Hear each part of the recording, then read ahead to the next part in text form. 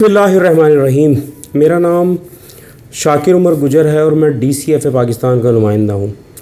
میں dairy Cattell farmers ایسوسی ایشن کا مرکزی صدر ہوں اور گاہے بگاہے آپ کو جو بھی اس سیکٹر کے ایشوز ہیں ان سے آگاہی دیتا رہتا ہوں اور تحریری خطوط بھی DCFA پاکستان تمام متعلقہ اداروں کو مسلسل لکھتی ہے۔ تو میں یہ کہنا چاہوں گا کہ اب یہ جو لمپی اسکن ڈیزیز ہے، آج میں نے کل بھی ایک ویڈیو جاری کی تھی، میں آپ بتا دوں تاحال ڈریپ نے اب تک کسی بھی ادارے کو، کسی بھی کمپنی کو لمپی اسکن ڈیزیز کا اجازت نامہ جاری نہیں کیا امپورٹ کرنے کے لیے، کیونکہ میں یہ سمجھتا ہوں اس سلسلے میں کہ خرابی بہت اوپر کی سطح تک ہے۔ تو میں اپیل کروں گا ڈاکٹر اکرم صاحب سے، یقیناً آپ ہمارا درد سمجھتے ہیں، آپ کراچی تشریف لائے، ہم بڑے ممنون ہیں آپ کے، پر جناب میں اپیل کروں گا کہ فوری طور پر مداخلت کریں۔ یقیناً یہ ملکی معیشت کا معاملہ ہے اور یقیناً یہ وطن عزیز کے لائیو اسٹاک سیکٹر پہ جو کاری وار ہے جلدی بیماری کا، یہ اس کا معاملہ ہے۔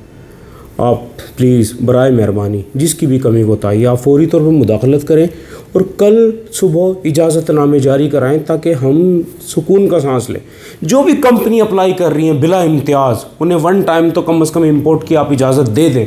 تو میں درخواست کروں گا کہ جو خرابی ہے، خواہ وہ ڈریپ کی طرف سے ہو یا خواہ کسی اور متعلقہ ادارے کی طرف سے ہو، تو جو سیکرٹری صاحب ہیں وہ بھی مداخلت کریں، جو منسٹر صاحب ہیں وہ بھی مداخلت کریں۔ اور میں یہ بھی اپیل کروں گا محترم جناب عبدالباری پتافی صاحب سے کہ جناب محکمے کے حالات کو ڈھکے چھپے تو ہے نہیں، تو ہم کب تک چیزوں کو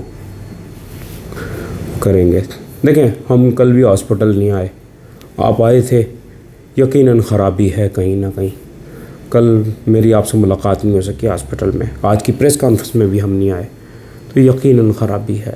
میں صرف آپ سے یہ اپیل کروں گا کہ جناب آپ وفاقی گورنمنٹ سے کہیں، national food security research animal husbandry commissioner کو آپ خط جاری کریں کہ فوری طور پہ تمام کمپنیز کو اس ویکسین کے لیے اجازت نامہ جاری کریں۔ دیکھیں، اسمگلرز جو ہے نا، وہ ریاست سے زیادہ طاقتور ہیں، وہ مسلسل اسمگل کر کے لا رہے ہیں اور فارمرز کو 1-1 لاکھ کی 2-2 لاکھ کی بیچ رہے ہیں۔